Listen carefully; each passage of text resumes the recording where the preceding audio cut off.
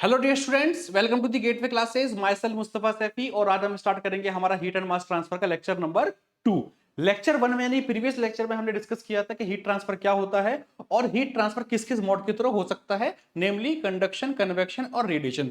इसी के साथ हमने ये भी डिस्कस किया था कि इन तीनों मोड से जब हीट का ट्रांसफर होगा तो इन तीनों मोड से हीट ट्रांसफर पता करने के लिए हमें कौन से गवर्निंग लॉ की रिक्वायरमेंट होती है, तो या आप कह सकते हैं कि इन तीनों हीट ट्रांसफर को हम किस लॉ के थ्रू कैलकुलेट या फाइंड आउट कर सकते हैं। तो थोड़ा सा रिवाइज कर लेते हैं प्रीवियस लेक्चर का। So we all know that conduction is the mode of heat transfer in which heat transfer takes place in the solid. तो हमने ये पढ़ा था कि जो कंडक्शन की फिनोमेना है this will takes place in the solid, the convection heat transfer phenomena will takes place in the fluids like in the liquid and the gases, and for the radiation हमें किसी भी medium की requirement नहीं होती है। No medium is required for the propagation of the heat energy by the radiation heat transfer. तो ये तीन कंडक्शन, कन्वेक्शन और रेडिएशन के तीनों के मीडियम है कि किस मीडियम में ये हीट ट्रांसफर ज्यादा अच्छे तरीके से आपको मिल सकता है। दूसरी चीज, अगर मैं गवर्निंग लॉ की बात करूं तो गवर्निंग लॉ में जो हमने कंडक्शन के लिए पढ़ा था, we have studied about the Fourier's law of conduction.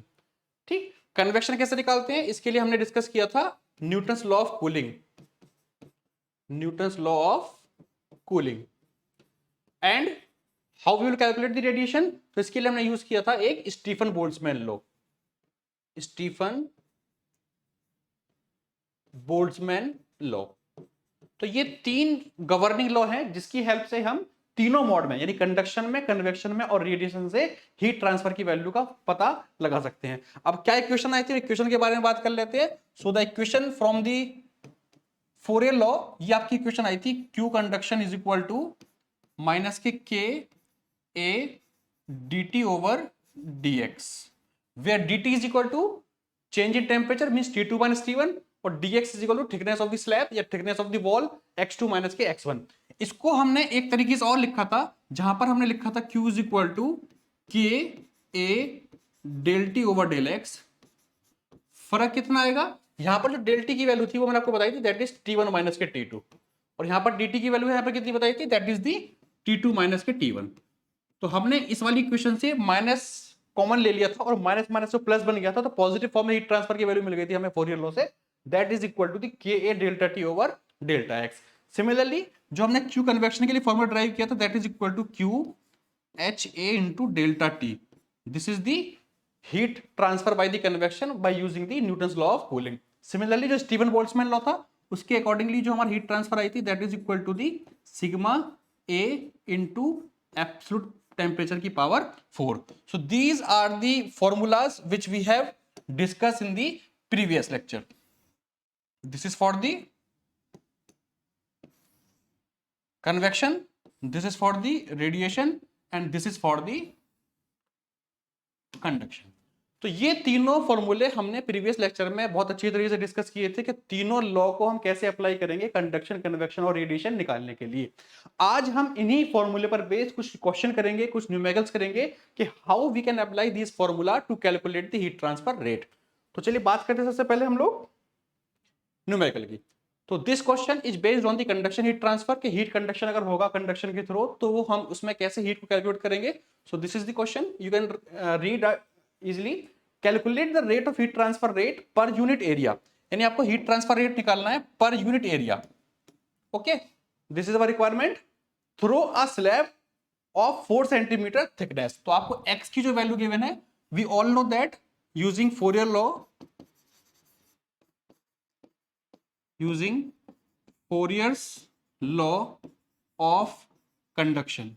तो फोरियर लॉ ये बताता है कि जो हीट कंडक्शन होगी that is Q is equal to minus के A D T over D X, और you can say Q is equal to K A del T over del X, where del T is equal to T1 minus के T2। ये formula वही जो हमने पीछे discuss किया। अब देख क्या क्या वैल्यूज हमें गिवन है, हम ये बात कर लेते हैं। तो we have provided a thickness of 4 centimetre, तो x की जो वैल्यू हो जाएगी that is equal to the 4 centimetre. इसको मीटर में जब हम कन्वर्ट करेंगे it is equal to the 0.04 metre, because we have to put all the values in the SI unit. Now दूसरा बात करते हैं हम लोग। It has the two faces which is maintained at a temperature of 38 degree centigrade and 21 degree centigrade. एक slab है, उस slab का जो टेम्परेचर है This is the slab whose thickness is given x and the temperature is maintained at T1 and T2. And the value of the T1 is given as 38 degree centigrade. This is the 38 and this is the 21 degree centigrade. ये values आपको given है. Now the thermal conductivity of material is 0.19. आपको K की value भी given है. It is equal to the 0.19. Means आपके पास जो वैल्यू मिलेंगी अब वो कौन कौन सी वैल्यू हो जाएंगी हमारे पास. We have T1 which is equal to the 38 degree centigrade. We have T2 which is equal to the 21 degree centigrade. We have thermal conductivity is equal to 0.19. तो आप देखेंगे हमने हमारे पास हमें निकालना है heat transfer rate per unit area. Means we have to calculate Q upon A. तो Q upon A जब यहां से निकालेंगे तो you can easily find out after putting the values of K del T over del X. तो we can easily find out Q is equal to K A del T over del X. ठीक है, इसको मैं थोड़ा सा और expand कर देता हूं आपकी आसानी के लिए. K A T1 minus T2 upon X2 minus के X1. This is the Fourier law. अब जो वैल्यूज हमें गिवन है उन वैल्यूज को हम पुट कर देंगे. तो we have provided some values like K की वैल्यू है 0.19. तो यहां पर आ जाएगी K की वैल्यू 0.19 इनटू एरिया, क्योंकि एरिया वो पूछ रहा है आपसे heat transfer rate per unit area. तो एरिया को मैं क्या करता हूं, एरिया को मैं ले लेता हूं Q के नीचे. सो Q upon A. This is our the heat transfer rate per unit area into T1 minus T2. तो T1 की जो वैल्यू है आप देख सकते हैं easily. T1 is provided as 38 और T2 है आपका 21. तो इनकी वैल्यूज पुट कर देंगे. It is equal to the 38 degree centigrade minus that is equal to the 21 degree centigrade upon जो डिस्टेंस है X2 माइनस X1. तो पूरी जो डिस्टेंस है that is given as the 0.04. ये सब वैल्यूज आप पुट कर देंगे तो आपको हीट ट्रांसफर रेट मिल जाएगा per unit area is equal to, इसको कैलकुलेट कर लेंगे. तो after calculate you will get the value of, इसको कैलकुलेट कर लेते हैं, 0.19 multiplied by 38 minus 21 that is equal to 17 divided by 0.04. तो योर आंसर विल बिकम 80.75. अब क्योंकि हमने लास्ट लेक्चर में डिस्कस किया था कि जो हीट की यूनिट होती है that is in the what, ये वॉट में होगी. अब चूंकि पर यूनिट एरिया उसने पूछा है तो पर यूनिट एरिया का मतलब क्या होगा, that means per metre square. तो this is your final answer. The heat transfer per unit area is equal to Q upon A 80.75 watt per metre square. तो इस तरीके से आप आसान तरीके से फॉर्मूले में वैल्यूज पुट करके इजीली हीट ट्रांसफर रेट की वैल्यू को कैलकुलेट कर सकते हैं. सिमिलरली एक क्वेश्चन ले लेते हैं हम लोग कन्वेक्शन के लिए. सो this is for the convection heat transfer. तो डाटा हमें तो क्या क्या गिवन है पहले देख लेते हैं. A steam pipe is passed through a room in which air and wall temperature are at 30 degree centigrade. तो आपको रूम का टेम्परेचर गिवन है 30 degree centigrade and the temperature of the pipe is 400 degree centigrade. तो आपको ये surface का temperature और ये एम्बिएंट टेम्परेचर दोनों गिवन है. तो वी नो दैट जो डाटा हमारे पास है तो क्या क्या लिख लेते हैं कि करके. सबसे पहले we have the surface temperature which is equal to the 400 degree centigrade. We have the ambient temperature यानी फ्लूइड का टेम्परेचर जिसको हमने लिखा था टी फ्लूइड, बिकॉज जो पाइप है उसके आसपास जो फ्लूइड रहेगा वो एयर है और वहां का एम्बिएंट टेम्परेचर दे रखा है आपको 30 डिग्री सेंटीग्रेड. तो फ्लूइड का टेम्परेचर हो जाएगा मेरे पास 30 degree centigrade. Then if the diameter of the pipe is 40 mm, अगर पाइप का डायमीटर 40 mm है and the average heat transfer coefficient is 20 watt per meter square Kelvin. तो H की जो वैल्यू है तो आपको H गिवन है heat transfer coefficient as 20 watt per meter square Kelvin. ये H की वैल्यू गिवन है और आपको पाइप का डायमीटर भी गिवन है. It is equal to the 40 mm. इसको जब कन्वर्ट करेंगे हम तो it is equal to the 0.4 metre. Metre पे कन्वर्ट कर लेंगे. Then what is the rate of heat loss, what is the rate of heat loss from the pipe for 1 metre of length, यानी 1 metre length के लिए निकालना है आपको. L की वैल्यू दे रखी है आपको 1 मीटर. तो इस डाटा के हिसाब से हमें पता करना है कि उस पाइप से कितना हीट का लॉस हो रहा होगा उस रूम में. तो क्या करते हैं इसके लिए, simply because we know that अगर कोई फ्लूइड है तो उस पर जो हीट ट्रांसफर होगा वो किसके थ्रू होगा, कन्वेक्शन के थ्रू होगा. तो कन्वेक्टिव हीट ट्रांसफर के लिए हमारे पास जो फॉर्मूला है from Newton's law of cooling, we have the formula for the heat transfer rate as Q is equal to H A into delta T, यानी कि T सरफेस माइनस के T fluid. ये फॉर्मूला है हमारा Newton law से। अब आपको करना क्या है, इसमें जो भी वैल्यूज आपको प्रोवाइडेड है वो सारी की सारी वैल्यू आपको यहाँ पुट कर देनी है। तो वी विल पुट एच की वैल्यू कितनी है, हीट ट्रांसफर कोफिशिएंट की 20 into what is the value of area. तो क्योंकि ये बात कर रहा है किसकी, it has the steam pipe, तो पाइप की हम बात करेंगे तो पाइप का एरिया कितना आएगा, द पाइप का एरिया जो आएगा that is equal to the 2 pi R into L. ये फॉर्मूला हो जाएगा, या पाई डी इंटू एल जैसा आप कहना चाहें। So you can also write it is equal to the pi D into L because D is equal to 2 R. So 20 into A का मतलब कितना हो जाएगा, पाई डी इंटू एल, ये एरिया का फॉर्मूला हो गया, इंटू टी सरफेस माइनस के टी फ्लूइड। तो टी सरफेस कितना है, that is equal to the 400 minus T fluid. ये टेम्परेचर कितना गिवन है, ये हमें आपको 30 डिग्री सेंटीग्रेड। ठीक है, ये वैल्यूज गिवन है। अब जब आप इसको पुट करेंगे वैल्यूज को, so Q is equal to जो वैल्यू पीछे आई है, तो क्योंकि हमें यहां पर निकालना heat transfer rate for the 1 metre, तो L की वैल्यू भी 1 पुट कर देंगे and after putting the value of D also, तो D की जो वैल्यू आएगी दैट इज इक्वल टू एक second 20 into pi D into L. Pi means 3.14 value हो जाएगी पाई की। डी की वैल्यू की मैंने आपको 40 mm, दिस वन यानी कि 0.4 मीटर, तो ये पुट कर देंगे। तो after putting the value of 0.4 into L, और एल बोल रहा है वो 1 मीटर के लिए, 1 मीटर पाइप से आपको हीट लॉस पता करना है। तो दिस इज हो गया आपका H A into delta T. Delta T मतलब कि 400 माइनस 30 डिग्री सेंटीग्रेड। एक बार चेक कर लेते हैं टेम्परेचर यही है कि नहीं है। ठीक है, 400 माइनस 30। अब इसमें आप जब कैलकुलेशन करेंगे तो after calculation you will get the value of Q as, इसको निकाल लेते हैं, 20 multiplied by 3.14 multiplied by 0.4 into 400 minus 330 that is the 370। So your answer will become 9294.4 watt। ठीक है, ये आपका आंसर आ जाएगा हीट ट्रांसफर। एक बार क्रॉस चेक कर लेते हैं, 20 इंटू 3.14 इंटू 0.4 इंटू 370, 9294 वॉट। तो this is your final answer by the convective heat transfer rate. तो आप देख सकते हैं हम कितनी इजीली हम अपने फॉर्मूलेस को यूज करके हुए, यानी कि जो गवर्निंग लॉ है कंडक्शन, कन्वेक्शन या रेडिएशन के, उसमें हम सिर्फ वैल्यूज को पुट करके पता कर सकते हैं कि कितना रेट ऑफ हीट कंडक्शन होगा, कितना रेट ऑफ हीट कन्वेक्शन होगा। ठीक है, this is all about the previous lecture and these question are based on the previous lecture theory. आज जो हम स्टार्ट करने वाले हैं that we will start analogy between the heat flow and the electricity, के हीट फ्लो में और electricity के फ्लो में क्या समानता होती है। एनालॉजी बोलते हैं हम समानता को, कि दोनों में क्या चीजें कॉमन है।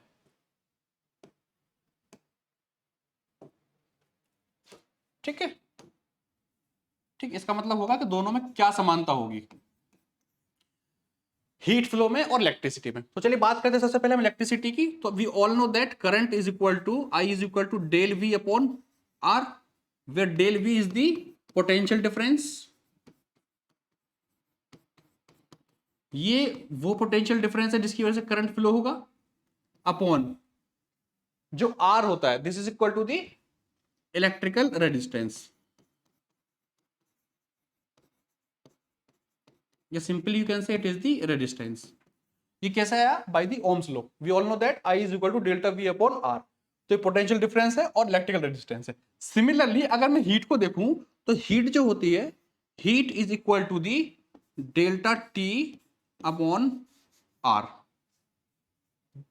यहां पर जो डेल्टा टी रहेगा that will be the potential difference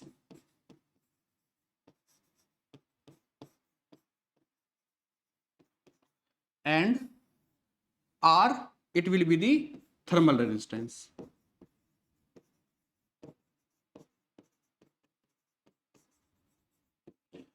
You can see easily this is the for the current flow and this is for the heat flow. These are the formulas which are used to calculate the current flow and the heat flow। अब दोनों में आप अगर analogy देखें तो यहां पर जो पोटेंशियल डिफरेंस बन रहा है, here the potential difference is voltage difference, तो इस वोल्टेज डिफरेंस की वजह से ये करंट आपका फ्लो होगा। Similarly for the heat flow we need temperature difference. जब तक टेम्परेचर डिफरेंस नहीं होगा हीट का फ्लो नहीं होगा। ये हम प्रीवियस लेक्चर में डिस्कस कर चुके हैं। Heat always transfer from high temperature region to the low temperature region. तो यहाँ पर जो आपका पोटेंशियल डिफरेंस बनेगा वो क्या बनेगा, आपका टेम्परेचर डिफरेंस। वहां पर जो रेजिस्टेंस लग रहा था that is the electrical resistance, और यहाँ पर जो रेजिस्टेंस लगेगा that is the thermal resistance. तो जब भी किसी बॉडी से हीट ट्रांसफर आप कैलकुलेट करेंगे तो you can use this formula Q is equal to delta T upon R। This is the generalize formula to calculate the heat transfer rate. अब बात करते हैं हम इसकी कि इसको हम कैसे अप्लाई कर सकते हैं to find out the heat transfer from any body any material. कि किसी भी ऑब्जेक्ट से किसी बॉडी से अगर हीट ट्रांसफर हो रही होगी तो कैसे हम टेम्परेचर डिफरेंस और रेजिस्टेंस की वैल्यू को फाइंड आउट कर सकते हैं ताकि हम हीट ट्रांसफर रेट को कैलकुलेट कर सकें। तो चलिए एक एक करके देख लेते हैं। सबसे पहले बात करते हैं हम लोग कंडक्शन की। So as we know,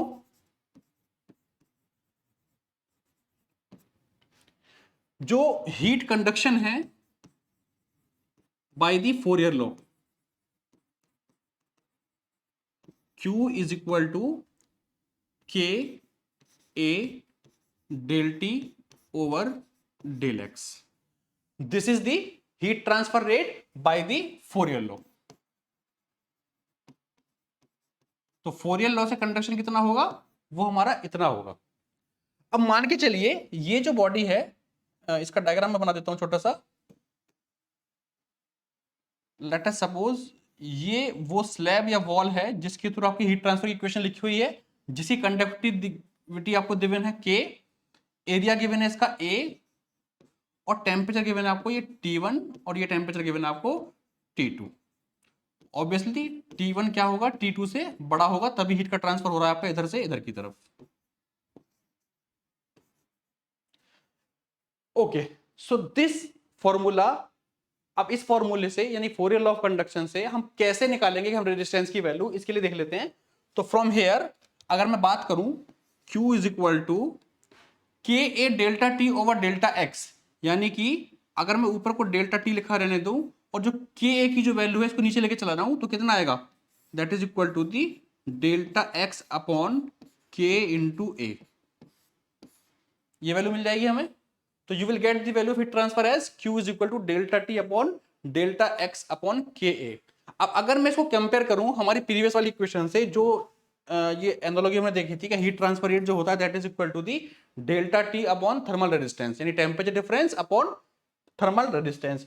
तो इसको मैं अगर मैं कंपेयर करता हूं तो यू विल गेट, तो चूंकि we know that Q is equal to delta T upon resistance, इन दोनों इक्वेशन को यानी इक्वेशन 1 को और इक्वेशन 2 को अगर मैं कंपेयर करूंगा तो after comparing we will get the value of इस दिस थर्मल रेजिस्टेंस। इस थर्मल रेजिस्टेंस की वैल्यू आपको मिल जाएगी in case of the conduction, और कितनी आएगी, on comparing you will get R thermal is equal to X upon K, जो भी उसकी थिकनेस है और जो उसकी कंडक्टिविटी है और जो भी उसका एरिया है। तो you will get the value of thermal contact resistance या thermal resistance is equal to X upon K A. तो ये वो रेजिस्टेंस है जो बॉडी ऑफर करेगी हीट फ्लो के पाथ में when heat is passing through this slab और दिस वॉल। इसको हम डायग्राम से कैसे दिखाएंगे, तो जब भी इस तरह से आपको निकालना हो थर्मल रेजिस्टेंस तो आप क्या करेंगे, जो भी स्लैब या बॉडी आपके पास गिवन है इसके नीचे हम इसको इस तरीके से थर्मल रेजिस्टेंस लगा के दिखा सकते हैं। तो this is the temperature T1 and this is temperature T2 और this is the your resistance which is equal to x upon Ka, where x is the distance, ये x इसकी थिकनेस स्लैब की, ये वाली x1 से x2 जो हम very कराते हैं। तो x upon Ka will be the resistance offered by the body when heat is conducted through the material.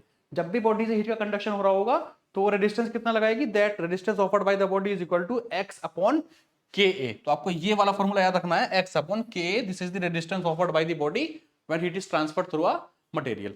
अब बात करते हैं सिमिलरली हम कन्वेक्शन की। तो for convection we know that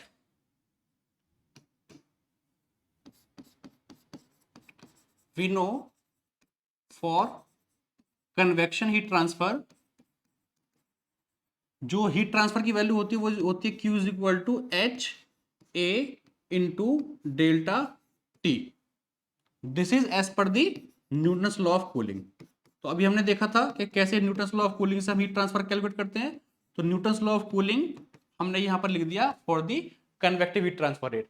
अब क्योंकि हमारे पास जो इक्वेशन है that equation is equal to जो हमने थोड़ी देर पहले देखी थी, जो एनालॉजी में हमने पढ़ी थी, डेल्टा टी अपॉन रेजिस्टेंस। तो इसको भी मैं क्या करूंगा, इसको भी इस फॉर्म में कन्वर्ट करना चाहूंगा जैसे मैंने प्रीवियसली किया था, इसको भी ऐसे करते हैं। We will convert this into the Q is equal to H A into delta T. तो डेल्टा टी तो लिखा हुआ था, डेल्टा टी तो एज इट इज लिखा रहने देते हैं, और बाकी जो क्वांटिटी इसको हम नीचे ले जाएंगे। तो जब नीचे लेके जाओगे तो कितना आएगा, 1 अपॉन एच ए। तो जब इन दोनों को आप कंपेयर करेंगे तो कंपेयर करके आप देखेंगे कि कितना रेजिस्टेंस मिल रहा है आपको। The resistance offered by the body in case of the convection is equal to, you will get the value of R is equal to 1 upon H A. This is the convective resistance when the heat is transfer through any fluid. जब भी कभी heat transfer हो रही है convection के through, तो वो convective medium जो रेजिस्टेंस लगाएगा हीट फ्लो के पाथ में, वो कितना लगाएगा, 1 upon H A. This is the formula to calculate the resistance of the convective heat transfer.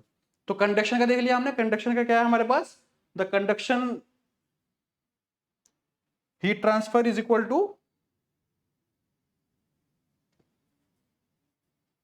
Okay तो मैं यहां लिख देता हूं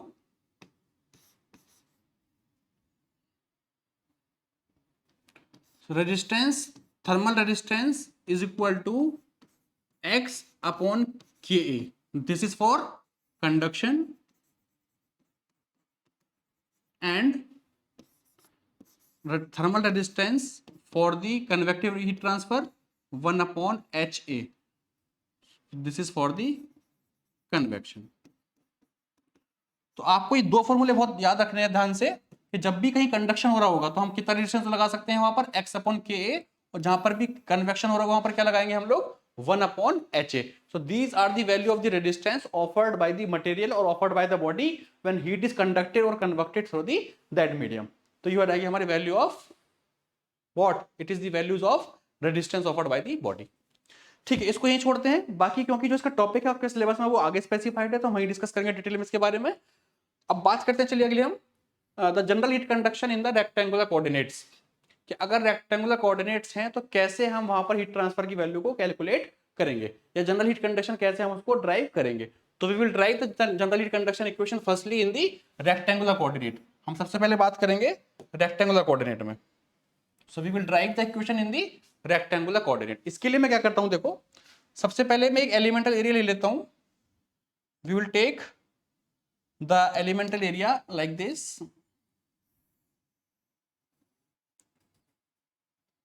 Okay.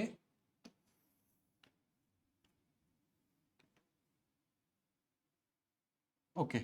So this is suppose the cube. इसको मैं जोड़ देता हूं।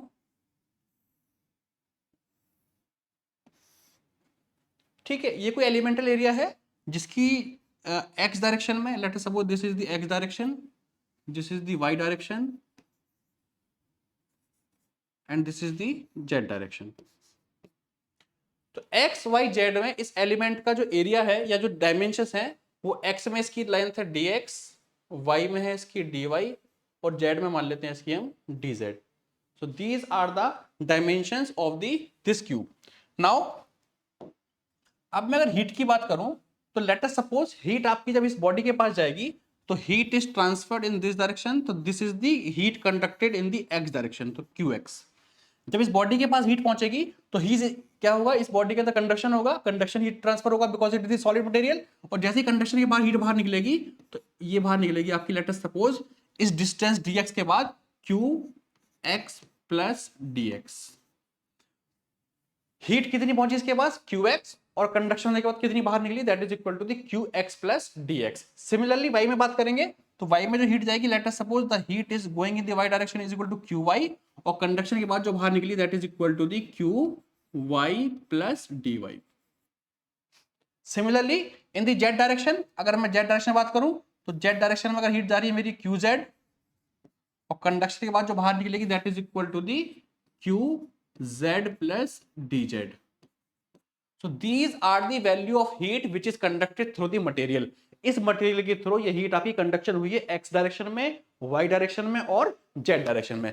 अब चलिए कुछ मान के चलते हैं इसमें। लेट अस सपोज दैट, ये मान के चलेंगे हम लेट अस सपोज दैट इस मटेरियल के अंदर खुद से एक हीट जनरेट हो रही है which is equal to the QG. तो मान लेता हूं मैं, let QG is equal to the rate of heat generation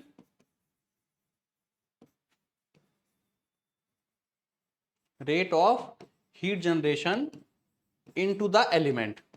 जो एलिमेंट आपने माना है कि लेट अस सपोज दैट ये क्यूजी हीट जनरेट कर रहा है per unit volume, this is generated by the material per unit volume. ठीक है, this is the QG, that is the heat generated by the this material per unit volume. और हम एक चीज और मान के चलते हैं कि लेट अस सपोज दैट हम कंडीशन मान के चल देते हैं कि अभी हम मान के चलते हैं कि मटेरियल हमारा नॉन आइसोट्रोपिक है। नॉन आइसोट्रोपिक का मतलब क्या होगा कि जो मटेरियल की जो प्रॉपर्टी है वो हर डायरेक्शन में यानी एक्स में, वाई में और जेड में अलग अलग डिफर करेंगी। तो मैं मान के चलता हूं कि let us suppose that X direction में कंडक्टिविटी क्यू एक्स, वाई में के वाई और जेड में क्यू जेड है। These are the conductivity in the x Y and Z direction. ठीक, तो अब देख कैसे ड्राइव करेंगे हम। सबसे पहले हमने क्या लिया, हमने एक एलिमेंट मान लिया, एक सॉलिड एलिमेंट जिसके थ्रू हीट कंडक्शन हो रही है एक्स वाई और जेड डायरेक्शन में। वो कैसे हो रही है वो हमने दिखा दिया, एक्स में कितनी हीट आ रही है और कितनी जा रही है, वाई में कितनी हीट आ रही है कितनी जा रही है, जेड में कितनी हीट आ रही है और कितनी जा रही है। These are the conduction value.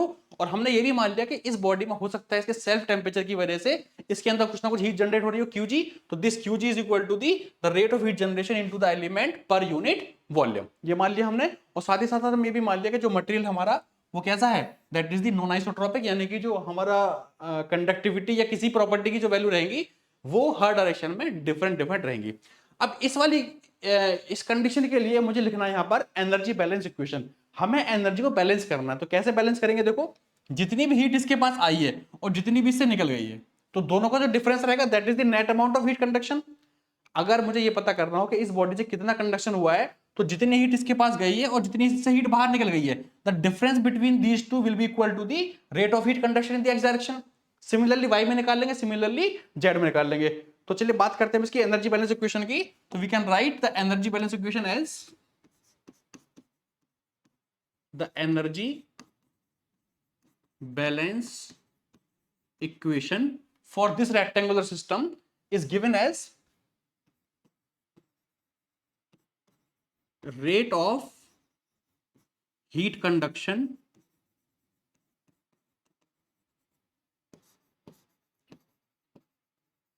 through the material। कितना इसमें रेट ऑफ हीट जनरेशन हो रहा है, सॉरी हीट ऑफ कितना कंडक्शन हो रहा है, plus rate of heat generation कि कितना इसके अंदर हीट जनरेट हो रही है। अगर हो रही है तो बाद में इसको हम रिमूव कर देंगे, मान के चलेंगे केस में कि अगर रिमूव नहीं होगी तब कितना होगा। तो rate of heat generation within the material, this is the second part। now this plus this कितना हीट कंडक्ट हुई और कितना जनरेट हुआ, that is equal to the change in internal energy। उस मटेरियल की कितनी इंटरनल एनर्जी में change हुआ होगा, that is equal to that change in internal energy। so this is the your energy balance equation. देखिए हमें heat conduction equation जो drive करनी है वो तीन तरीके से करनी है। First one is the rectangular coordinate जो हम करने जा रहे हैं, second one is the cylindrical coordinate और थर्ड वन आपकी स्फेरिकल कोऑर्डिनेट में। तो आपको एनर्जी बैलेंस इक्वेशन हर बार सेम यही रहने वाली है, तो इसको ध्यान से समझ लीजिएगा कि कैसे हम रेट को हीट कंडक्टेड को और जनरेट को मिला के दोनों को कैसे हम बराबर करते हैं चेंज इन इंटरनल एनर्जी के। तो चलिए बात करते हैं हम अपने डायग्राम से कि इस डायग्राम में कितना हीट कंडक्ट हो रहा है और कितना जनरेट हो रहा है। तो जनरेट के लिए तो हमने मान रखा है ऑलरेडी कि क्यूजी वो पार्ट है जो इसमें जनरेट हो रहा है पर यूनिट वॉल्यूम। अगर मैं आपसे वॉल्यूम पूछूं तो dx dy dz, तो इसका जो एलिमेंटल वॉल्यूम हो जाएगा, the elemental volume will be given as dv is equal to dx into dy into dz। This is your elemental volume of this element. Okay, तो अब हम बात करते हैं कितना हीट कंडक्शन होगा कितना हीट जनरेट होगा। इसको हम मैथमेटिकली लिखते हैं। तो वी कैन राइट एज, देखिए तीनों ही केस में एक्स वाई और जेड में क्यू एक्स क्यू वाई और Q z, these are the values of heat जो उस मटेरियल के अंदर जा रही है। You can see from the diagram q x q y और क्यू जेड जो इस मटेरियल के अंदर जा रही है कंडक्शन के लिए। देन कंडक्शन होने के बाद कितना बाहर निकल रहा है, x plus D x, y plus D y और जेड प्लस डी, तो माइनस करके कर देंगे इसमें से हम q x plus D x plus q y plus D y plus q z plus D Z. This is the rate of heat conduction जो हम ये वाली बात कर रहे हैं। तो किसी मटेरियल से जो हमने मटेरियल माना हुआ है कितनी हीट कंडक्शन होगा, जितनी हीट उसके पास गई और कंडक्शन के बाद जितनी हीट उससे बाहर निकल गई, तो इन दो का जो डिफरेंस रहेगा that is equal to the heat conduction plus heat generation within the material. तो हीट जनरेशन जो माना है हमने वो कितना माना, that is equal to the QG। अब चूंकि हमने QG जो मान रखा है तो QG हमने जो माना हुआ है यहां पर दैट इज दी पर unit volume. QG is the rate of heat generation within the element per unit volume. तो अगर मुझे यहां पर हीट के टर्म में लिखना है, बेसिकली यहां पर जो लिखा हुआ है यहां पर रेट लिखा हुआ है, दिस इज द रेट। तो यहां पर मुझे QG का अगर रेट लिखना है तो मुझे क्या करना पड़ेगा, पर यूनिट वॉल्यूम हटाने के लिए यहां पर वॉल्यूम को मल्टीप्लाई करना पड़ेगा। तो we have to multiply by the volume of the element dV is equal to change in internal energy, और जो इंटरनल एनर्जी होगी that is equal to the mc del T over del tau. ये होती है internal energy mc delta t, आप लोगों ने पढ़ा होगा। तो mc डेल्टा टी ना लिखे हमने mc delta T over del tau लिखा है। टाउ क्यों लिखा है, because we are taking the energy balance the rate of change of, यहां पर भी जो है that is the rate of change in the internal energy. तो जहां रेट की बात होगी तो हमें टाइम के रिस्पेक्ट में दिखाना पड़ेगा। तो tau is the time and t is the temperature. So this is our energy balance equation as per our diagram, जो हमने माना हुआ है कितनी हीट इसके अंदर जा रही है, कितनी हीट इससे बाहर निकल रही है। ठीक है, अब क्या करेंगे, what we will do, we will separate the variables, x वालों को x के साथ ले लेंगे, y वालों को y के साथ और z वालों को z के साथ। तो चलिए लेके चलते हैं। तो we will take qx minus qx plus dx। ये क्या हो गया, जो x डायरेक्शन में हीट कंडक्शन हो रहा है, प्लस qy माइनस के qy प्लस dy जो y डायरेक्शन में कंडक्शन हो रहा है, प्लस अब z वालों को ले लो, qz minus qz plus dz जो z डायरेक्शन में कंडक्शन हो रहा है। ये मैंने x y और z को तीनों को अलग अलग ले लिया, x को x के साथ, y को y के साथ और z को z के साथ ले लिया, plus qg into dv is equal to mc del T over del tau. अब देखिए यहां पर हमने d ना लिख के डेल लिखा हुआ है। डेल क्यों लिखा हुआ है, बेसिकली जो यहां पर टेम्परेचर है, temperature is not only function of the time but temperature depends on the direction also. Her direction में हीट की वैल्यू अलग अलग है, x में अलग है, y में अलग है, z में अलग है। दैट मीन जो आपका t है it is not only function of time but it is function of time as well as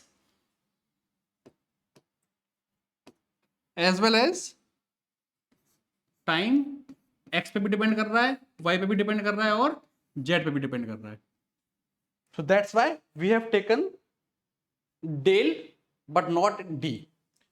तो mc डेल्टा और डी टाउ में जो m की जो वैल्यू है, we all know that mass जो m होता है, m is equal to rho into जो डेंसिटी का फॉर्मूला होता है, density is defined as mass per unit volume.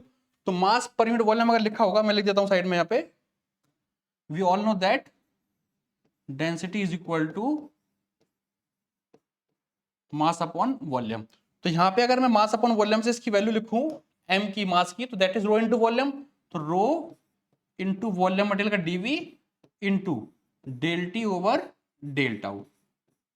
तो हमारी एनर्जी बैलेंस इक्वेशन कन्वर्ट हो जाएगी हमारी रो इनटू dv की टर्म में, into c, rho dv into c, ये c रह गया, इसको भी लिख देता हूं, रो dv into c dt over D tau. अब आगे चलते हैं, इसी इक्वेशन कंटिन्यू करेंगे। So let us suppose that, इसको ये मान लेता हूं मैं, late us suppose that this is equation number 1, इसको इक्वेशन नंबर 1 मान लेते हैं। अब ये करना क्या है आपको, इस एनर्जी बैलेंस इक्वेशन में जो आपने हीट कंडक्शन इक्वेशन लिखी है ये वाली, कि कितना हीट कंडक्ट होगा, कितना जनरेट होगा, is equal to change in internal energy. अब हम एक एक करके वैल्यूज निकालते हैं। तो वैल्यू जब निकालोगे तो we all know that Qx जो होता है heat conduction in x direction, that is equal to minus k k a dt over dx। ये कैसे आया, ये सबको पता है, this is from the Fourier law of conduction. Is that clear? Now तो क्यू एक्स की वैल्यू कितनी आएगी, q x will be equal to minus k is equal to minus k. अब क्योंकि हम x में बात कर रहे हैं तो x के लिए मैं इसको भी ले रहा हूं के एक्स, बिकॉज स्टार्टिंग में हम ये मान के चल रहे हैं कि जो मटेरियल हमारा वो कैसा है, नॉन आइसोट्रोपिक है। नॉन आइसोट्रोपिक का मतलब क्या होगा कि हर डायरेक्शन में जो कंडक्टिविटी की वैल्यू है वो भी अलग अलग होगी। तो हमने x के लिए लिख लिया Q x is equal to के x into A D T over D X, यानी कि कितना कंडक्टिविटी है, परपेंडिकुलर एरिया और temperature gradient in that direction means जिसमें आप हीट निकाल रहे हो उसी डायरेक्शन में हम टेम्परेचर ग्रेडियंट ले लेंगे। अब देखो माइनस के एक्स इंटू ए। अब एरिया की मैं बात करूं, अगर एक्स डायरेक्शन में हीट का फ्लो होगा तो हमें परपेंडिकुलर एरिया लेना पड़ता है। तो एक्स की डायरेक्शन में जो परपेंडिकुलर एरिया आएगा वो कौन सा आएगा, dy Y into D Z. तो जिस डायरेक्शन में हम फ्लो करेगा हीट उसके परपेंडिकुलर एरिया में जो एरिया आएगा वो पुट करेंगे। तो x के लिए जो एरिया आएगा that is equal to the dy Y into D Z, dy Y into D Z, this is the area, और into del T over del x. ठीक है, ये भी डेल है बिकॉज जो टेम्परेचर है that is not only the function of time, it is also depend on the x Y and z. तो ये के की वैल्यू होगी एंड ऑल्सो जो q x plus D x की जो वैल्यू है that is also equal to q x plus del upon del x into में q x into में डी एक्स। ठीक है, so this is the heat conduction equation. अगर conduction होगा x plus D x में तो कितनी वैल्यू आएगी, that is equal to q x plus D x is equal to q x del upon del x into में q x ये वाला into D x. ये इसको लिखने का तरीका होता है, देख कैसे लिखेंगे। जब भी हीट कंडक्शन हो रहा है तो हीट कंडक्शन जितनी इसके पास हीट जा रही है, दिस वन जितनी हीट जा रही है क्यू एक्स, और बाहर कितनी निकल रही, इस एलिमेंट से कितना कंडक्शन होगा that is equal to the q x plus del upon del x. उस एलिमेंट एरिया के लिए dx डिस्टेंस के लिए कितना कंडक्शन होगा वो उसका rate multiplied by the distance dx। Because here ये भी जूल, मान लो ये इसकी एनर्जी वॉट में है तो ये वॉट पर मीटर आ रहा है तो मीटर से मीटर हट जाएगा, that is equal to the your heat conduction x plus D x. You can also use, you can say इसको डायरेक्ट भी आप लिख सकते हो by the Taylor's series. Taylor series से हम टर्म लिख सकते हैं by neglecting all the terms except first two. जो फर्स्ट टू टर्म को छोड़ दें तो रिमेनिंग जो टर्म्स उन्हें हम नेगलेक्ट मान सकते हैं। तो you can right this equation like this also. अब देखिए कैसे करते हैं इसको, इसमें हम इसको लेकर जाते हैं इधर, तो we will take q x minus k, इसको उधर लेके जब जाएंगे तो Q x plus D x इधर आ गया। अब क्या करेंगे हम, जब ये उधर पहुंच जाएगा तो उसको इधर लाना पड़ेगा तो वो माइनस हो जाएगा, इज इक्वल टू माइनस के del upon del x into में क्यू एक्स। और क्यू एक्स की वैल्यू कितनी लिखी हुई है थोड़ी देर पहले हमने देखी फोर लॉ से, दैट इज इक्वल टू के x d y d z into del T upon del x. ये वैल्यू पुट कर दे रहा हूं मैं, minus k x into D Y into D z into del T over del x. ठीक है, ये लिख दी मैंने पूरी की पूरी क्यू एक्स की वैल्यू और बाहर लिखा हुआ है इंटू डी एक्स। तो ये मैंने कुछ नहीं किया है, इस वाली वैल्यू को यानी कि क्यू एक्स की वैल्यू कहां से उठा के पुट कर दिया है, यहां से उठा के यहां पुट कर दिया by putting the value of Q x from air. अब देखिए क्या कर दिया इसको फर्दर सॉल्व कर लेते हैं। तो Q x is equal to minus, sorry इसको चेंज करते हैं, q x minus Q x plus D x is equal to minus का माइनस का मल्टीप्लाई हो तो क्या बन जाएगा, पॉजिटिव बन जाएगा। तो ये आपका आ जाएगा del upon del x bracket में के एक्स, ठीक है, into del T over del x, और जो डी वाई डी जेड और डी एक्स एक साथ ले लेते हैं, d x into D Y into D z. ठीक है, ये हमारा हो गया किसकी value, q x minus Q x plus D x की, जो हमें कहां पुट करनी है, यहां पर। सिमिलरली जैसे हमने ये वाली वैल्यू निकाली है, हम y में और z में भी वो वैल्यू इसी तरीके से निकाल सकते हैं by using Fourier law and by using the Taylor expansion series. जब पुट करेंगे तो आपको डायरेक्टली वैल्यू यही मिल जाएंगी। तो similar you can write similarly एक second, you can right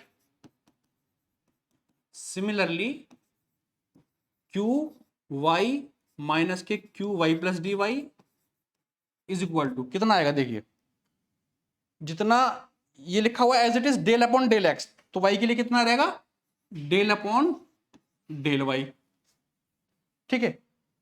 x के लिए कितना आया था के एक्स, तो वाई के लिए कितना आ जाएगा यहां पर के वाई। एक्स के लिए था del T over del x, del T over del x, तो वाई के लिए कितना आ जाएगा del T over del y. यहां पर कितना था, पहले के लिए कितना था dx मल्टीप्लाई में था dy dz अंदर था, तो y के लिए क्या हो जाएगा dx और dz और मल्टीप्लाइड बाय dy, तो ऑटोमेटिकली वही आएगा dx dy एंड dz। तो इसको एड्रेस लिख देता हूं मैं, ये बाहर का तरफ पूरा का पूरा एज इट इज आ जाएगा dx dy and dz। And similarly you can write for the qz minus के qz plus dz is equal to, similarly कैसे लिखेंगे देखिए इसको, del upon del z bracket में conductivity in Z direction multiplied by del T over del Z into, अब यहां पे कितना आएगा एरिया, कितना आएगा यहां पर एरिया आएगा आपका डी जेड के लिए d x into D y, और यहां पर टर्म कितना आएगा डी जेड, तो ऑटोमेटिकली यहां पर वही आ जाएगा D x into D Y into D Z. तो आपके पास तीनों वैल्यू आ गई, Q x minus Q x plus D x की, Q Y minus Q Y plus D Y की, और क्यू जेड माइनस के Q Z plus D Z की। अब करेंगे क्या, हम इन तीनों वैल्यूज को यानी कि क्यू एक्स वाली को, क्यू वाई वाली को और क्यू जेड वाली को इक्वेशन नंबर 1 में पुट कर देंगे, जो हमारी एनर्जी बैलेंस इक्वेशन थी। तो after putting all the values from equation 1, तो ये लिख दे रहा हूं मैं यहां से, now from equation 1 putting all the values, सारी वैल्यूज से पुट करेंगे तो कितना आएगा देखिए, इक्वेशन में पहले x के लिए था तो x के लिए लिखेंगे, फिर y के लिए लिखेंगे, फिर z के लिए लिखेंगे, तो it will come del upon del x bracket में kx del T over del x into dx dy into dz।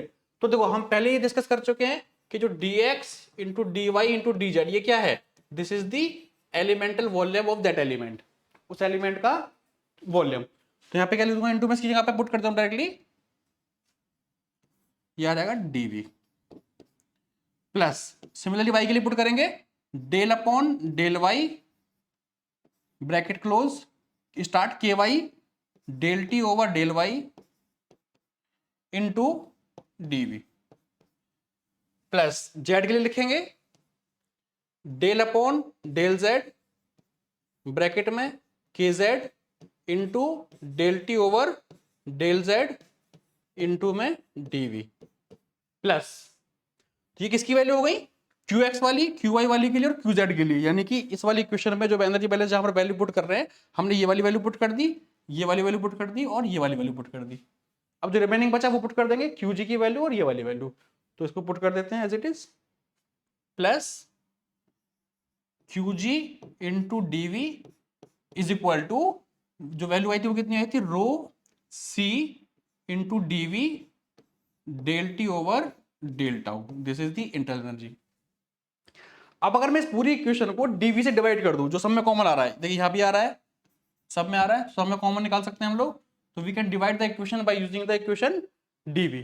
तो डीवी से डिवाइड करेंगे तो कितना आ जाएगा, इक्वेशन विल बिकम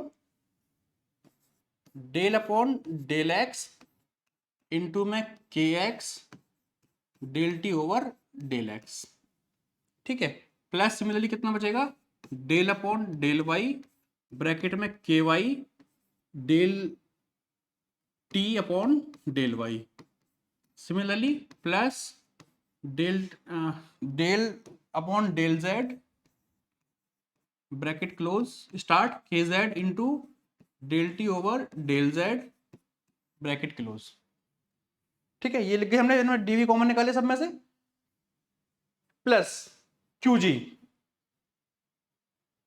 तो यहां पे लिख देंगे हमें plus Q g is equal to what, it is equal to rho C del T over del tau, तो ये इक्वेशन आ जाएगी मेरे पास यहाँ पर रो सी, क्योंकि डीवी तो डिवाइड हो गया पूरा, तो बचेगा यहाँ पर आपके पास रो सी del T over del tau.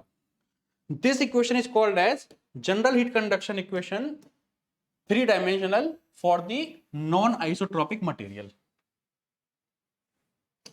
यही है आपकी general heat conduction equation in the rectangular coordinate for the non isotropic material, जिसमें kx, ky, kz यानी जो मटेरियल की प्रॉपर्टी है वो हर डायरेक्शन में अलग अलग है.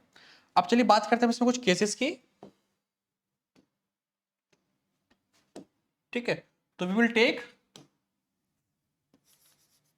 Case one. केस वन क्या लेके चलते हैं, अगर हम मान लेते हैं कि मटेरियल नॉन आइसोट्रोपिक ना होकर आइसोट्रोपिक होता, तो इफ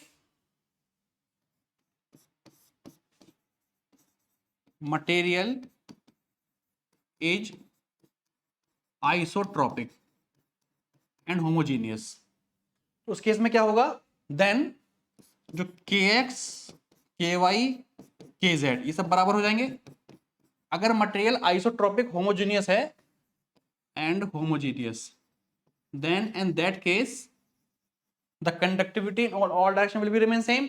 अब क्या करेंगे, ऊपर वाली इक्वेशन में जो हमारी जनरल 3D इक्वेशन आई थी, इसको हम सब में kx, ky, kz के पुट कर देंगे and your equation will become, तो आपकी इक्वेशन कितनी आ रहेगी देखिए, del upon del x into k. अब जब के सब में से कॉमन आ जाएगा तो वी विल टेक द के कॉमन, स्टार्टिंग के मैं कॉमन ले लेता हूं, तो यहां से के बाहर निकल जाएगा because it doesn't depend on the X, तो एक्स पर डिपेंड नहीं करेगा, तो के कांस्टेंट बाहर आ जाएगा. तो del upon del x into del T over del X plus del upon del Y, K common निकल जाएगा तो कितना बचेगा, del T over del Y plus del upon del Z, और के बाहर निकल जाएगा तो कितना बचेगा, del T over del Z. ये मैंने के कॉमन निकाली सब में से बाहर, प्लस कितना लिखा हुआ है यहाँ पर, heat generation QG is equal to rho C del T over del tau. So now your energy heat conduction equation will comes in this like this. अब क्या करेंगे, we will divide this whole equation by the k. इसको मैं क्या करता हूँ, equation को divide कर देता हूँ कंडक्टिविटी k से. तो k को जब हटाएंगे तो कितनी इक्वेशन बचेगी देखिए आप, you will get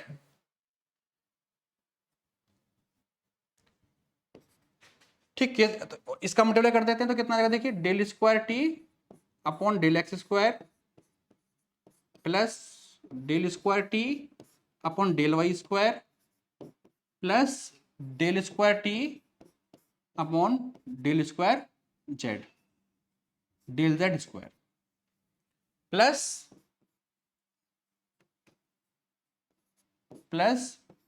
क्यूजी. अब क्योंकि क्यूजी के पास के नहीं था, जब के से डिवाइड करेंगे इस इक्वेशन को पूरी को, तो के यहां पर क्या करना पड़ेगा, हमें नीचे लिखना पड़ेगा. तो we will write QG upon के is equal to rho C upon K, यहां भी क्या करना पड़ेगा, मुझे के से डिवाइड करना पड़ेगा, रो सी बाई के into del T over del tau. Equation हो जाएगी ये वाली. अब देखिए यहां पे टर्म लिखा हुआ है एक, दिस वन के अपॉन रो सी. बेसिकली एक टर्म होता है, इस टर्म को मैं आगे लिखा देता हूं आपको जरा. एक टर्म होता है आपका which is called as thermal diffusivity, alpha. It is defined as K upon rho C. इसका फॉर्मूला होता था मल्टीफिजिबिलिटी का, K upon rho C, where K is the thermal conductivity and the rho C is the thermal capacity. ये formula होता है आपका alpha यानी कि थर्मल डिफ्यूजिविटी के लिए. तो आप ध्यान से अगर पीछे देखें, ये जो वैल्यू लिखी हुई है rho C upon K, that means किसकी वैल्यू लिखी हुई है, that is equal to 1 upon alpha. Alpha की वैल्यू क्या होती है, के अपॉन रो सी. तो मैं क्या लिख सकता हूं, इसको जगह 1 अपॉन अल्फा लिख सकता हूं. तो our equation will be change in the like this, means del square T upon del X square del square T upon del Y square plus del square T upon del Z square plus क्यूजी upon के is equal to 1 upon alpha. तो पीछे equation लिखी हुई थी यहाँ पर, रूसी अपन क्या लिख सकता हूँ मैं, 1 upon alpha into del T over del tau. This is your 3 dimensional heat conduction equation for the isotropic material. ये क्या हो जाएगी आपकी general heat conduction equation for the isotropic material in which the material property are same in the all directions. तो हमारा ये case बन जाएगा किसके लिए, for the isotropic and the homogeneous material. Now अब इसमें मैं और केस लगाना चाहूं तो हम इसमें और केस कैसे लगा सकते हैं, आप देख सकते हैं यहाँ पर, we can apply the further cases like, अगर मैं एक केस मान लेता हूं case 2, this is the 3 dimensional, ये 3 डायमेंशनल है। अगर मैं आपसे कहूं कि 1 डायमेंशनल में लिखना है, we have to write the equation in 1 dimensional and for isotropic material.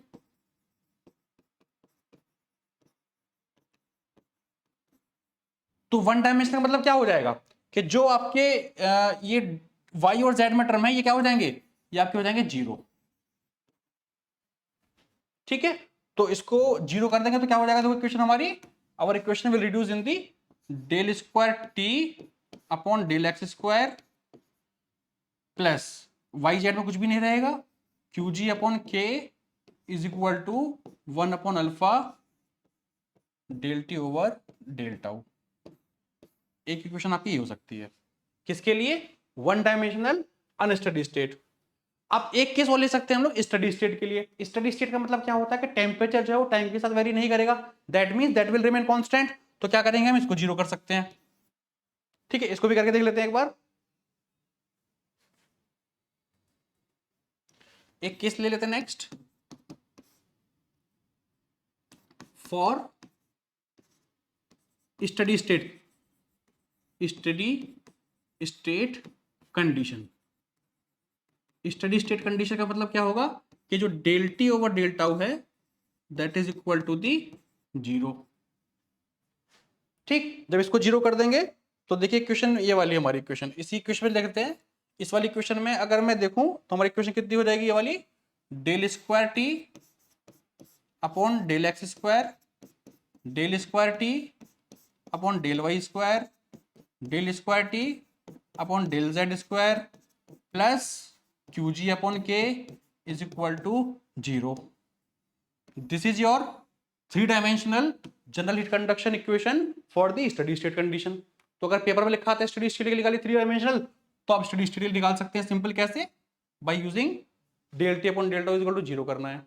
अब यहीं से आपसे एक केस आपसे और मैं अगर कहूं कि लेट अस सपोज एक केस ले लीजिए जिसमें आपको क्या निकालना है, 3 डायमेंशनल हीट कंडक्शन इक्वेशन बतानी है जिसके लिए हीट जनरेशन की वैल्यू भी 0 है, जिसमें कोई भी हीट जनरेट ना हो रही हो, जो मैंने स्टार्टिंग में डिस्कस किया था। अगर किसी मटेरियल में हीट जनरेट नहीं होगी तो उसको क्या कर देंगे हम, 0 कर देंगे।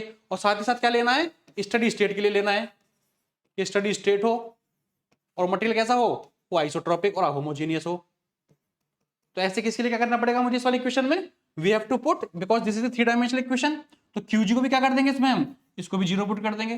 तो 0 पुट करके देखते हैं कैसा आएगा। तो we will put the 0, then the equation will be equal to del square T upon del X square plus del square T upon del Y square plus del square T upon del Z square.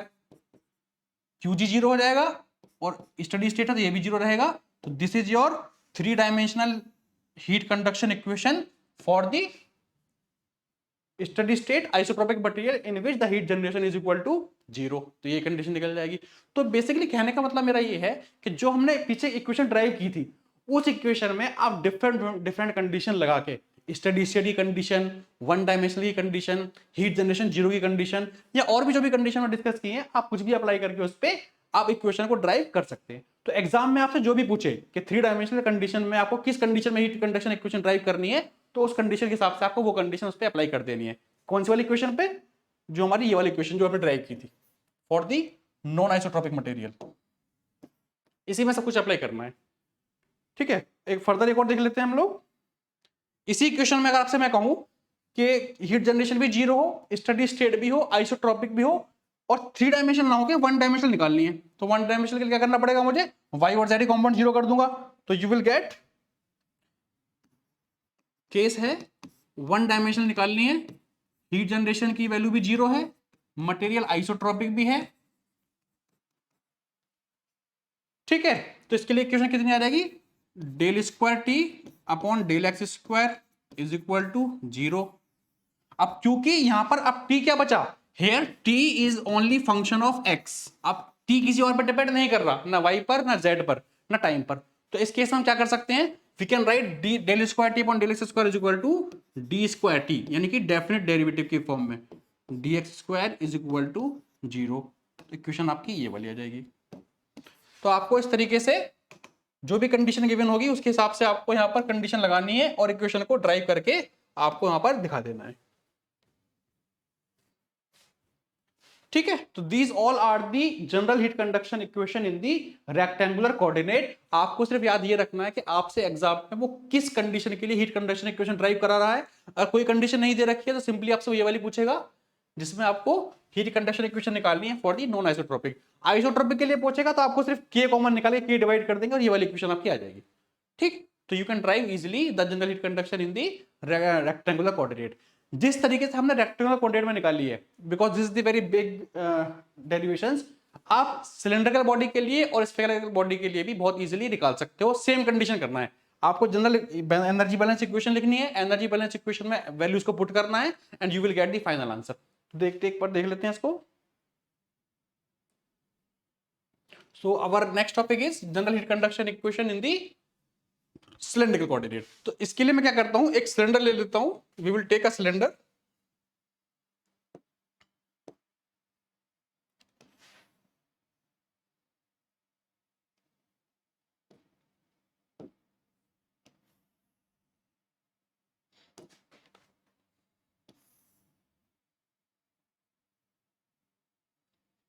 एक second हो जाइए।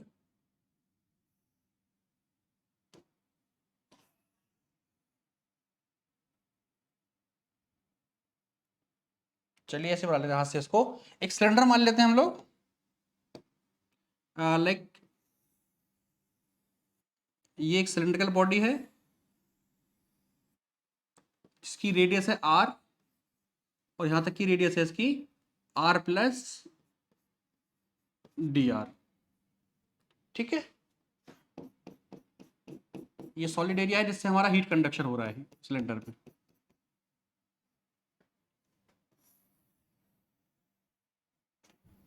ये cylinder हो गया जिसकी length मैंने मान ली, let us suppose the length of the cylinder is equal to the L, ठीक है। तो एल तक निकाल लेंगे इसको हम। अब देख क्या करेंगे इस पे हम, what we will do here we also apply the concept of the energy balance equation। यहां पर भी हमें एनर्जी बैलेंस इक्वेशन को कंसेप्ट को अप्लाई करना है। तो कैसे करेंगे, the energy balance equation is defined as, so what we will do, we will write the energy balance equation। क्या होगा, रेट ऑफ हीट कंडक्शन, जो हमने पीछे लिखा था सेम वही लिखना है, rate of heat conduction through the cylindrical body plus rate of heat generation, कितना उस बॉडी के अंदर हीट जनरेट होगा, rate of heat generation within body is equal to rate of change of internal energy, rate of change of internal energy. देखिए ये वही question लिखी हुई है जो हमने रेक्टेंगुलर कोऑर्डिनेट के लिए लिखी थी। अगर आप पीछे देखना चाहें तो आप देख सकते हैं,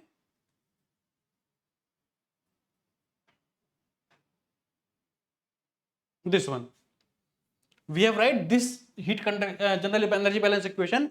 एनर्जी बैलेंस का मतलब क्या हो, कितना कंडक्शन होगा that is equal to the change in internal energy. वही हमने यहां पर भी किया है, we have write the energy balance equation for the cylindrical body whose radius is R, और जहां से कंडक्शन हो रहा है वो आर प्लस डी आर, ठीक है। तो इसके लिए क्या करेंगे अब,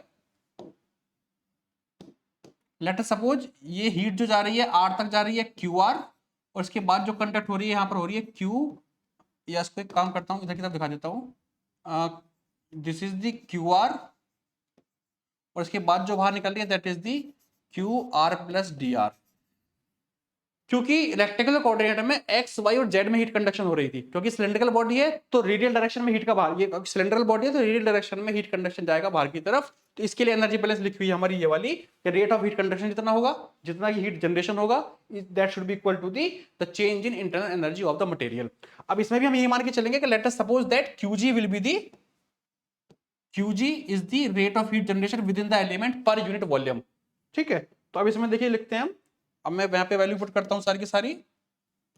देखिए अब रेट ऑफ हीट कंडक्शन कितना होगा, तो जितना क्यू आर माइनस के Q R plus T R, यानी कि रेडियल डायरेक्शन में कितनी हीट गई इस एलिमेंट के पास, ये जो थिकनेस आर से डी आर के बीच में, और कितनी बाहर निकल गई, इनका जो डिफरेंस रहेगा that is the net amount of heat conduction from the material. तो ये आ जाएगा आपका R plus Q are minus के Q R plus D R, plus rate of heat generation कितना बना है मैंने, Q G per unit volume, तो वॉल्यूम का मल्टीप्लाई कर देंगे यहाँ पर DV is equal to change in energy that is equal to the M C del T over del tau.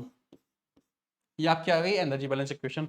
इसको फर्दर कन्वर्ट कर लेंगे, क्यू आर माइनस के Q R plus D R plus K Q जी into DV. अब DV क्या है, देखिए उस element का वॉल्यूम, किस एलिमेंट का, जिसके थ्रू कंडक्शन हो रहा है, ये जो बीच वाला पोर्शन है, दिस पोर्शन जिसके थ्रू आपका क्या हुआ है, कंडक्शन हुआ है।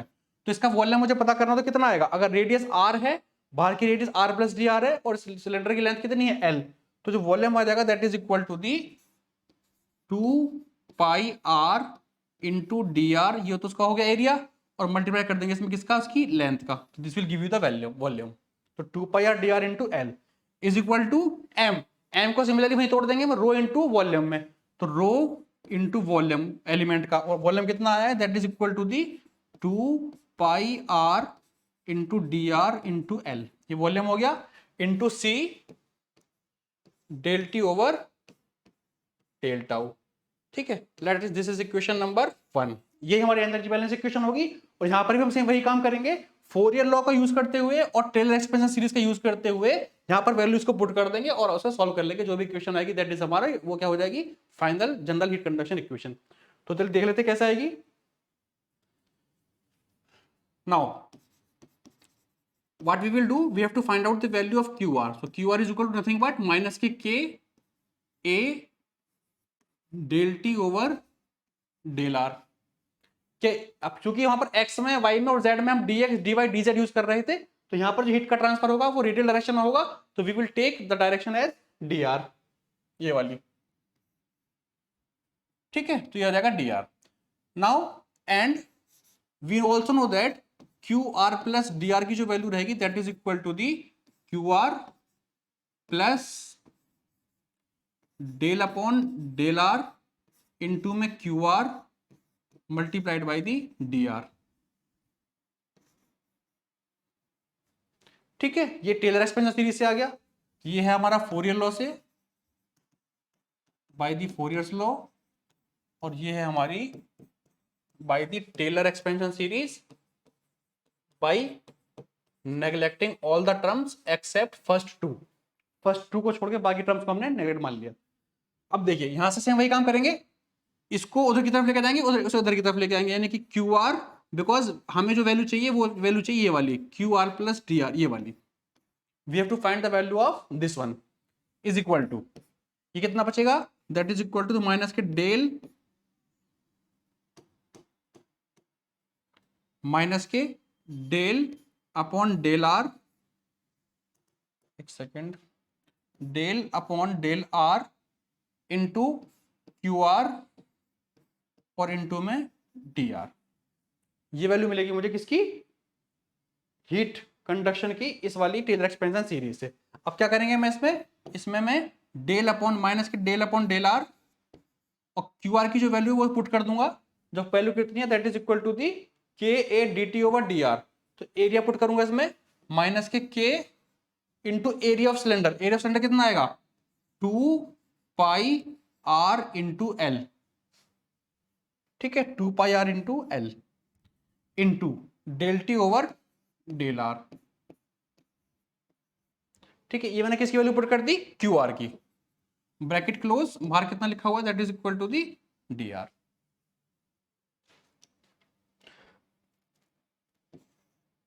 ठीक है, अब इस वैल्यू से क्या करूंगा, नाउ हियर माइनस साइन जो कॉमन ले लेंगे तो कितना बचेगा, डेल अपॉन डेल आर, अंदर देखते कितना बचेगा, R into del T over del R, और जो रिमेनिंग टर्म है सबको बाहर निकाल के ले जाएंगे, कितने कितने बचेंगे देखिए, 2 पाई के और एल और इनटू में डी आर। ये वैल्यू सारी की सारी बची मेरे पास, जो हमने यहां से बाहर कॉमन निकाल ली, और बाकी रिमेनिंग टर्म जो आर के साथ थे वो आर के साथ एड से छोड़ दिए। अब क्या करेंगे, ये वाली इक्वेशन हमारी किसकी आ गई है, आर माइनस के आर प्लस डी आर की, तो इस वाली इक्वेशन कहां पुट कर देंगे अपने एनर्जी बैलेंस इक्वेशन में, तो ये वाली है इक्वेशन नंबर 1। तो after putting the values of all the values in the equation number 1 you will gate, putting values in equation number 1। ठीक है, तो इक्वेशन 1 में किसकी वैल्यू पुट करनी है हमें, ये वाली क्यू आर माइनस के Q R plus D R की, जो कितनी है वो आई है del upon del are, are into del T upon del are, 2 pi के एल इंटू डी आर। तो याद आएगी आपकी del upon del are bracket में are into del T upon del are, are into del T over del are, bracket close, 2 pi के l, bracket close, 2 pi के L into D R. ठीक है, ये आ गई पूरी की पूरी, हमने वैल्यू पुट कर दी, प्लस फिर क्या लिखा होगा इसमें, क्यूजी, क्यूजी इंटू वॉल्यूम, और वॉल्यूम कितना लिखा हुआ है, that is equal to the 2 pi R into में डी आर इंटू में एल। ये वही लिखा हुआ है जो हमने क्वेश्चन नंबर 1 में लिखा हुआ है यहाँ पे, this one, 2 pi R D R into L, because the heat generation is per unit volume is equal to rho into this value. तो आपका आ जाएगा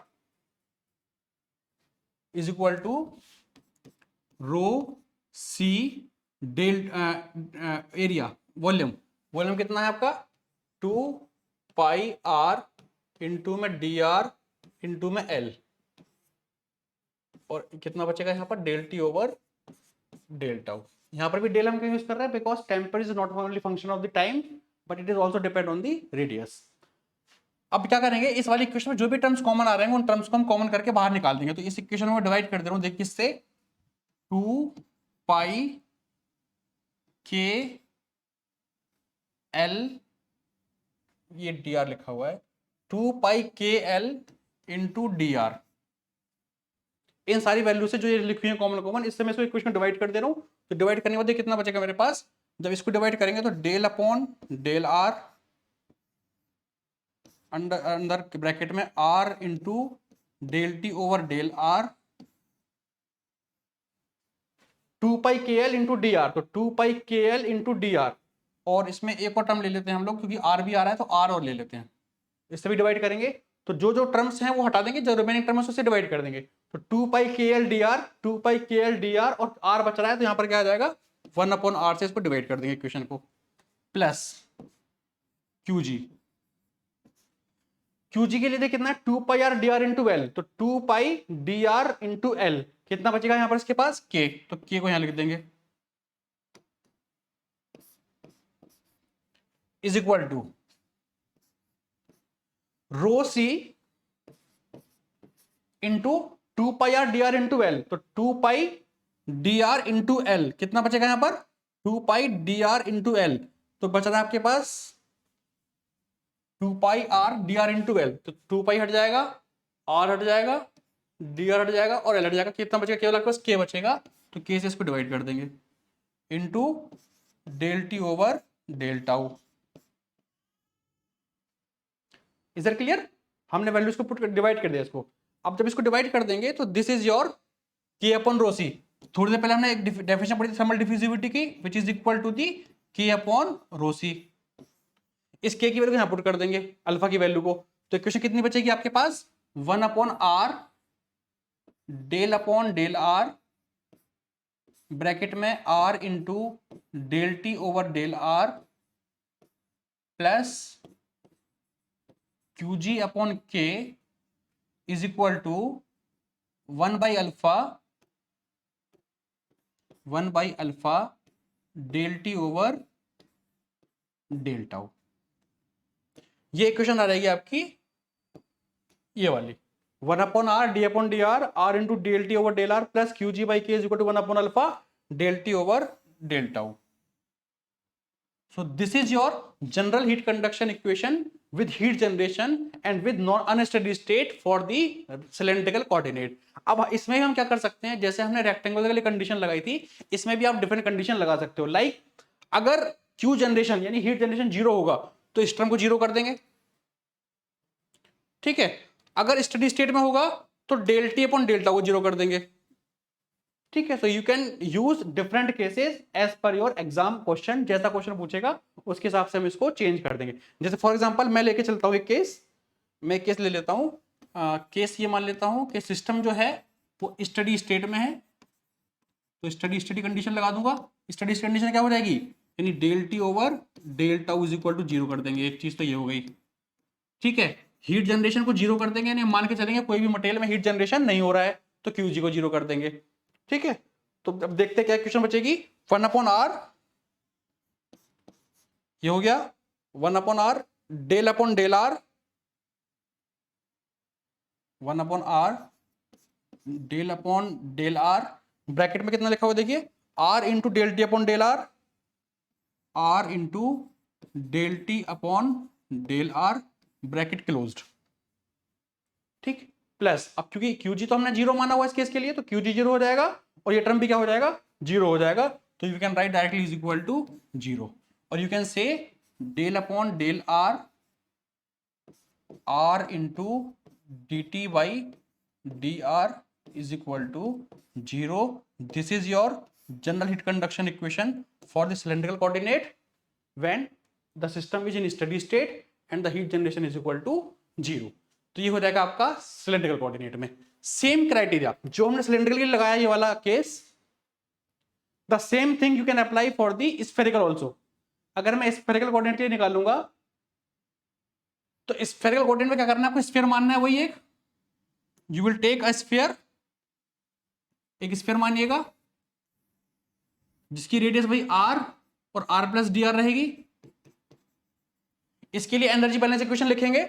तो एनर्जी बैलेंस इक्वेशन मैं डायरेक्टली लिख रहा हूं क्योंकि एनर्जी बैलेंस इक्वेशन वही रहेगी, कितना रेट ऑफ हीट कंडक्शन हुआ है प्लस कितना रेट ऑफ हीट जनरेशन हुआ है, that is equal to the change in internal energy. जो एनर्जी बैलेंस इक्वेशन पीछे में सिलेंड्रिकल बॉडी के लिए लिखी है. बस फर्क क्या आएगा, जहां पर एरिया और वॉल्यूम हमने सिलेंडर का रखा था वहां पर एरिया क्या पुट करेंगे हम लोग, इसका स्फीयर का. तो देख लेते हैं एक बार. तो कंडक्शन इक्वेशन कितनी आएगी, that is equal to the Q R minus के Q R plus D R, ये हीट कंडक्शन हो गया, plus heat generation is equal to q ji into d v, ये पर यूनिट वॉल्यूम था क्योंकि, is equal to m c यानी कि m सी del T over del tau. तो क्या करेंगे आप इसमें, सिर्फ क्यू आर माइनस के Q R plus D r, इसकी तो वैल्यू हम फाइंड आउट कर लेंगे by Fourier law and the Taylor expansion series. और बाकी क्या करेंगे आप, प्लस क्यू जी. अब जो वॉल्यूम की जो वैल्यू है, तो वहां पर जो सिलेंड्रिकल बॉडी के लिए मैंने निकाला था वो आया था 2 pi R D R into l. यहां पर जो इसका वॉल्यूम आएगा इस वाली स्ट्रिप का जिससे हीट कंडक्शन होगा, इसका वॉल्यूम आएगा आपका यहां पर 4 pi r square into D r. This is the volume of this spherical body is equal to m c. M c क्या लिख सकता हूं मैं, रो इंटू वॉल्यूम. तो वॉल्यूम कितना आ जाएगा, रो वॉल्यूम आ जाएगा 4 पाई आर स्क्वायर इंटू में D r multiplied by c del T over del tau. ये बन जाएगी इक्वेशन नंबर 1. अब क्या करेंगे आप, इक्वेशन 1 में क्या पुट कर देंगे, ये वैल्यूज पुट कर देंगे क्यू आर और minus Q R plus D R की. ठीक. तो मैं डायरेक्टली वैल्यू पुट कर रहा हूं, आप देख सकते हैं इजिली. क्यू आर जो आएगा फॉर द स्फेरिकल बॉडी, ये आएगा आपका माइनस के ए del T over del are. ठीक है. ये क्या है, बाय द फोरियर लॉ. तो ये आ जाएगा q r is equal to minus k और स्फीयर का एरिया कितना होता है, that is equal to the 4 pi r square into del T over del r. And we know that Q R minus के Q R plus D r, इसकी जो value मिलेगी that is equal to the, इसको rough कर देता हूं जरा, q are plus D R की जो वैल्यू मिलेगी as per the Taylor expansion series कितनी मिलेगी, Q are plus del upon del are into में क्यू आर और multiplied by the D R. जो क्यू आर की वैल्यू है इसको ऊपर से पुट कर देना है आपको, तो पुट कर देते हैं। तो पुट कर देते तो कितना आ जाएगा, क्यू आर, और इसको इधर लेके चला रहा हूँ, इसको यहां नहीं पुट करना है, इसको हमें we have to put this Q R value here. तो क्यू एक्स, इसको हटा देता हूं मैं,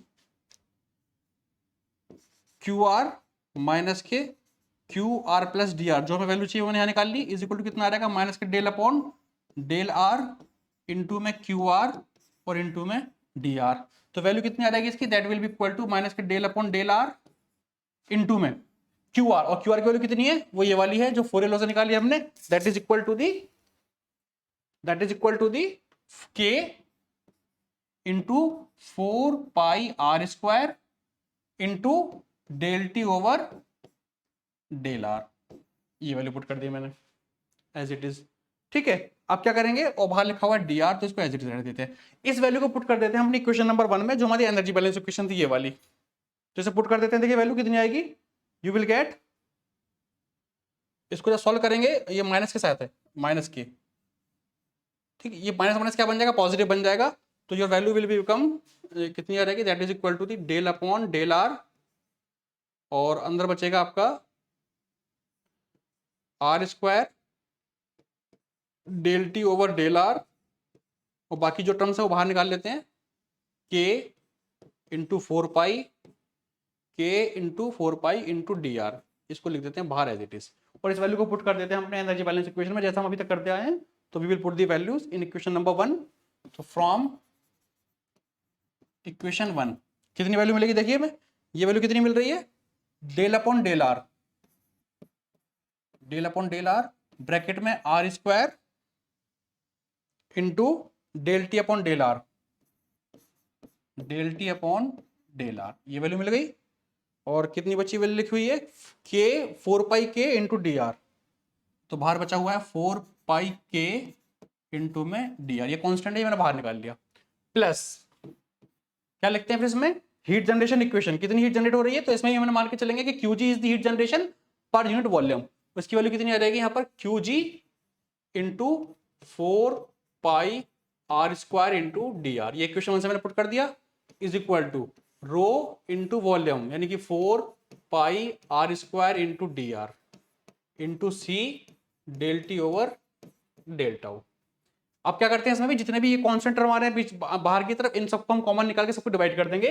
तो we are dividing the equation by 4πr² into D R, इसे डिवाइड कर देते हैं इंटू के, जो भी टर्म है सारे फालतू, इन सबको हम इसे डिवाइड कर देंगे। तो देखते हैं क्या क्या टर्म बचता है, तो 4π के डी आर, तो 4π के डी आर बचेगा, तो यहाँ बचेगा r², तो ये टर्म आ जाएगा यहाँ पर 1/r² D del upon del are bracket में r² del T over del are, ये बचा, प्लस क्यूजी, क्यूजी के पीछे साथ जो लिखा 4πr² d², तो 4πr² dr कट जाएगा, सिर्फ क्या बचेगा k, तो क्यूजी इसके नीचे डिवाइड कर देंगे हम k से, इज इक्वल टू रो में देखो जो भी सबका जो भी आइटम है 4πr² dr, इसको सबको काट देंगे, 4πr² dr, सिर्फ क्या बचेगा k, तो k को यहाँ डिवाइड कर देते हैं, that is equal to the rho c by k, rho C by के इंटू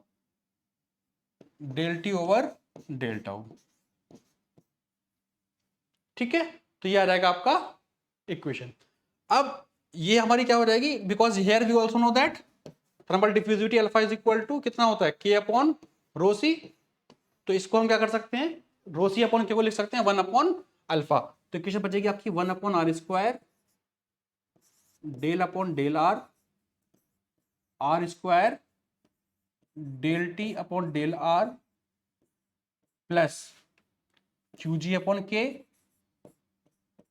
इज इक्वल टू 1/अल्फा del T over del tau.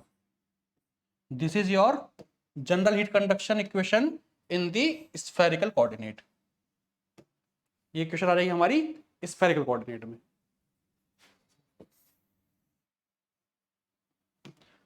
ठीक है, तो ये आपकी आ गई general heat conduction equation in the spherical coordinate. इसमें भी आप सेम वही कर सकते हो, कि अगर किसी केस में हीट जनरेशन जीरो है तो इसको जीरो कर देंगे, अगर स्टडी स्टेट है तो इसको जीरो कर देंगे।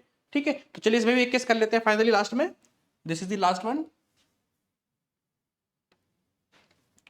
सो इफ अगर मैं केस ले लूं,